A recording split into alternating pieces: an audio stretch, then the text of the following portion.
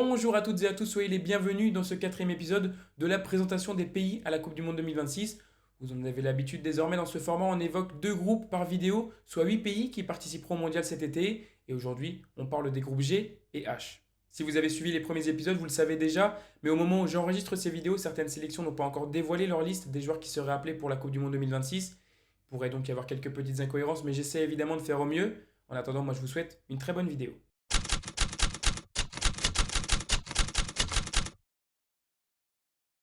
Au cœur de ce groupe B, un pays compte plus de participation à la Coupe du Monde que tous ses concurrents réunis, la Belgique, qui sera accompagnée par l'Égypte, l'Iran et la Nouvelle-Zélande.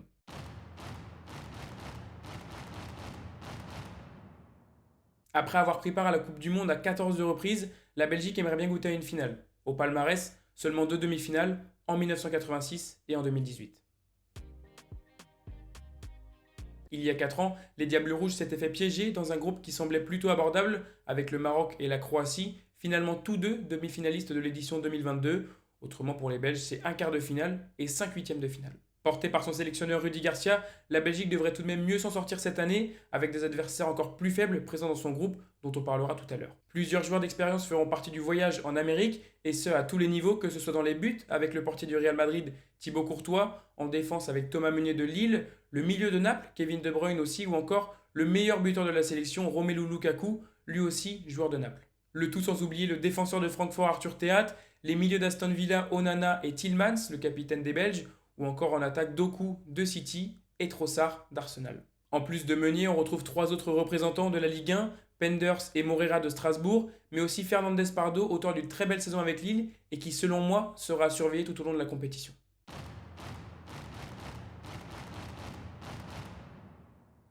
Le deuxième pays de cette poule G pourrait être une très belle surprise. Alors au niveau de l'effectif, on a vraiment de tout, mais on retrouve aussi certains éléments de très grande qualité, de très haut niveau. Certes, 16 des joueurs évoluent dans le championnat égyptien, ou encore 4 d'entre eux dans les pays comme Arabie Saoudite, Qatar ou Émirats Arabes Unis, qui sont des championnats assez faibles, mais il y a aussi, on l'a dit, des joueurs très forts. On pense évidemment à la star nationale Mohamed Salah, capitaine et qui, avec 66 réalisations au compteur, pourrait devenir le meilleur buteur de la sélection, n'étant qu'à 2 longueurs du détenteur actuel. En attaque, on note également la présence d'Omar Marmouche qui évolue à Manchester City ou encore du jeune U19 du FC Barcelone Hamza Abdelkarim, un joueur de Ligue 1 a également été appelé. Il s'agit du milieu de terrain niçois Mohamed Abdelmonem. Petite précision, les Égyptiens n'ont encore jamais gagné un match de Coupe du Monde. Le huitième de finale en 1934 était tout simplement le premier tour du mondial de cette édition. L'histoire pourrait donc s'écrire dès cette année.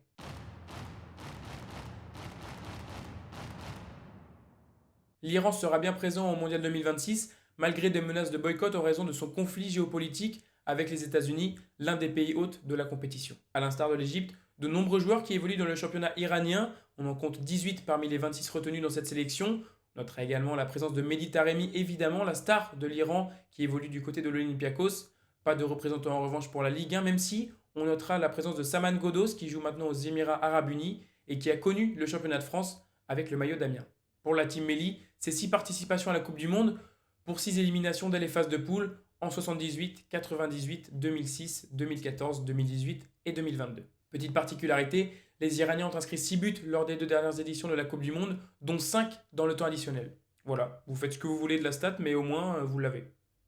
Attention aux équipes en face à ne pas se relâcher trop tôt, parce que l'Iran a montré sa capacité à se battre jusqu'à la dernière seconde, inscrivant donc on l'a dit 5 buts dans le temps additionnel, ce qui a permis à l'Iran d'ailleurs de décrocher 2 victoires et 1 nul. Prochain objectif, la qualification.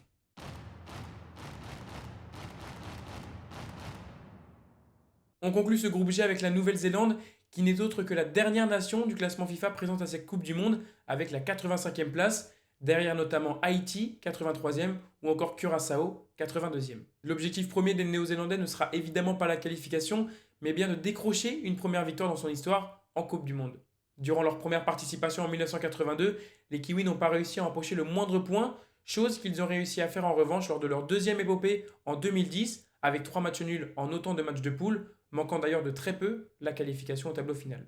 Pour tenter d'écrire l'histoire, qui de mieux que Chris Wood, 34 ans, l'attaquant de Nottingham Forest, qui est tout simplement le meilleur buteur de cette sélection, mais aussi le joueur le plus capé. A noter également les présences de Ben Holt, qui évolue à l'AS Saint-Etienne, mais aussi de Tommy Smith, joueur de 5e division anglaise. Ça fait tout simplement de lui le joueur qui évolue au plus bas niveau présent à cette Coupe du Monde, à égalité avec l'un des gardiens d'Haïti, José Duverger. Vous l'aurez compris, Du côté de la Nouvelle-Zélande, l'effectif n'est pas le plus resplendissant, mais pourquoi pas, avec un groupe soudé, tenter d'aller chercher une première victoire qui serait évidemment historique.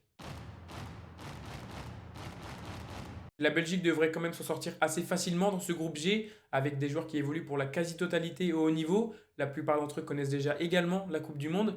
Bref, un autre résultat que la première place serait une très grosse surprise, mais surtout une désillusion pour les Belges. Pour la deuxième position, j'imagine bien l'Égypte se qualifier assez tranquillement, avec notamment l'aide de ses deux grands attaquants. Et puis pour le reste du groupe, ça s'annonce beaucoup plus serré entre l'Iran et la Nouvelle-Zélande. Mais j'imagine bien quand même les Néo-Zélandais marquer l'histoire cette année. J'ai envie de voir aussi une belle épopée pour les Néo-Zélandais. Alors pourquoi pas une victoire face à l'Iran et puis derrière peut-être même une qualification via cette troisième place. En tous les cas, il faudra démarrer très fort parce que c'est dès la première journée que la Nouvelle-Zélande et l'Iran seront opposés, pendant que la Belgique défiera l'Égypte. La deuxième journée offrira une rencontre entre Belges et Iraniens, puis entre Néo-Zélandais et Égyptiens, avec un dernier match où s'affronteront donc la Nouvelle-Zélande et la Belgique, dans le même temps que Égypte-Iran.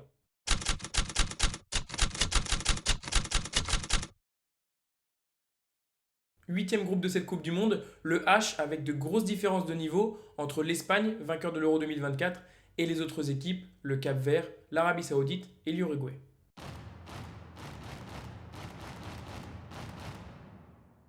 On pourrait se dire que l'Espagne fait partie des prétendants au titre, c'est une nation performante avec un très bel effectif, mais si l'Aurora a remporté 3 des 5 derniers euros, elle a beaucoup plus de mal en Coupe du Monde.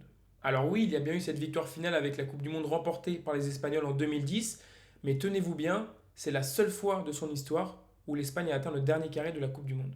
Plus récemment, les Espagnols bloquent au même stade les huitièmes de finale, cela a notamment été le cas en 2006, 2018 et 2022, avec entre-temps une élimination dès les poules en 2014.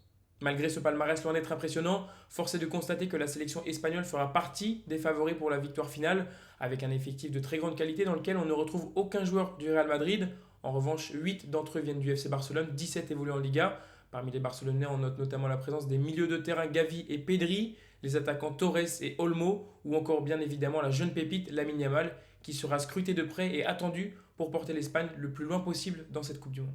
En plus des Barcelonais, on retrouve notamment dans cette liste le Ballon d'Or 2024 Rodri, mais aussi le milieu du Paris Saint-Germain Fabien Ruiz, double champion d'Europe en titre donc. Les Espagnols devraient s'en sortir assez facilement dans ce groupe H, mais l'objectif sera évidemment tout autre, celui d'aller soulever le trophée final.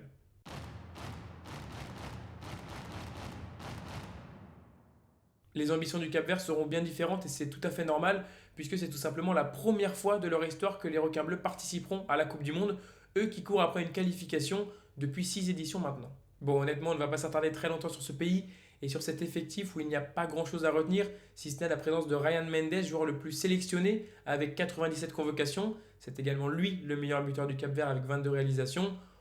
On espère que l'attaquant Dikdir en Turquie pourra porter les Capverdiens vers pourquoi pas des premiers buts, voire des premiers points historiques pour ce pays qui tentera de réaliser la plus belle aventure de sa vie.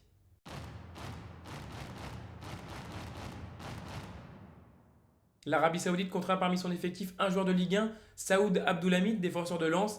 À ses côtés, 25 joueurs qui évoluent en Arabie Saoudite sur les 26 donc convoqués au total. Rien que ça.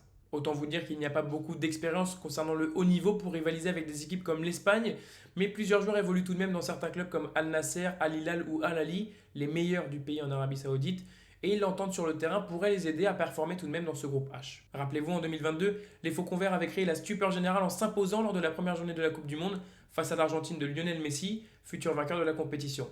Malgré ce succès, les Saoudiens n'étaient pas parvenus à rejoindre le tableau final. Sortir dès la phase de poule, l'Arabie Saoudite l'a fait 5 fois lors de ses 6 dernières participations à la Coupe du Monde, atteignant tout de même les huitièmes de finale une fois, c'était en 1994 aux États-Unis. Peut-être un lieu qui portera chance aux Saoudiens cette année. L'Arabie Saoudite, que l'on retrouvera d'ailleurs lors de la Coupe du Monde 2034, évidemment qualifiée d'office en tant que pays organisateur.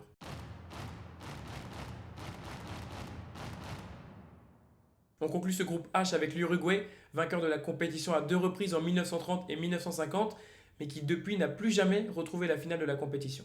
Beaucoup de phases finales pour l'Uruguay donc, avec notamment 3 demi-finales en 54, 70 et 2010, mais aussi des quarts de finale comme en 2018 ou encore des huitièmes de finale comme en 2014. Vous l'aurez compris, l'Uruguay sort très souvent de la phase de poule, mais s'était pourtant fait éliminer à ce stade de la compétition il y a 4 ans, en 2022. Au Qatar, la Céleste s'était fait coiffer au poteau par la Corée du Sud, vainqueur du Portugal dans le temps additionnel de la dernière journée de la phase de poule. Au final, même nombre de points, même différence de but, mais les Coréens avaient inscrit plus de buts que les Uruguayens, éliminés donc dès la phase de groupe. Pour tenter de prendre sa revanche, l'Uruguay pourra profiter d'un groupe largement à sa portée, dans lequel il faudra tout de même se méfier d'un piège, celui de l'Arabie Saoudite. Darwin Núñez fait partie des joueurs qu'il faudra surveiller du côté de l'équipe sud-américaine, dans laquelle on trouve beaucoup de joueurs d'expérience, notamment le capitaine Jiménez, joueur de l'Atlético Madrid, mais aussi Bentancur, Ugarte ou encore Valverde, respectivement tous les trois milieux de terrain de Tottenham, Manchester United et du Real Madrid. Pas de surprise attendue ici avec l'Espagne qui devrait remporter assez facilement ce groupe H. J'ai du mal également à voir les Capverdiens créer l'exploit. Je pense qu'ils termineront malheureusement dernier de ce groupe. Et puis au milieu, ça bataillera peut-être un petit peu plus entre l'Uruguay et l'Arabie Saoudite, où il faudra évidemment pas se faire piéger, je l'ai dit pour les Sud-Américains, mais je vois quand même l'Uruguay s'en sortir et terminer deuxième de ce groupe. Mais pour cela, il faudra commencer très fort parce que vous le voyez, dès la première rencontre, on aura un choc entre l'Arabie Saoudite et l'Uruguay donc, pendant que se jouera Espagne-Cap-Vert. Les Espagnols que l'on retrouvera ensuite face aux Saoudiens la veille d'Uruguay contre les Capverdiens. Et pour terminer, Cap-Vert-Arabie Saoudite et un Uruguay-Espagne qui pourrait aussi être déterminant pour la première place. Voilà donc pour la présentation de ces 7e et 8e groupes à la Coupe du Monde 2026. J'espère que cette vidéo vous aura plu. Si c'est le cas, n'hésitez pas à activer la cloche de notification pour ne pas manquer les prochains contenus. Pensez également à liker et à vous abonner, ça donne beaucoup de force pour la chaîne. Et puis dites-moi dans les commentaires tout simplement si vous êtes d'accord avec mes pronostics ou bien si vous voyez d'autres surprises venir peut-être dans ces groupes G et H. Et moi je vous donne rendez-vous le 5 juin pour la prochaine vidéo. En attendant, je vous dis à la prochaine.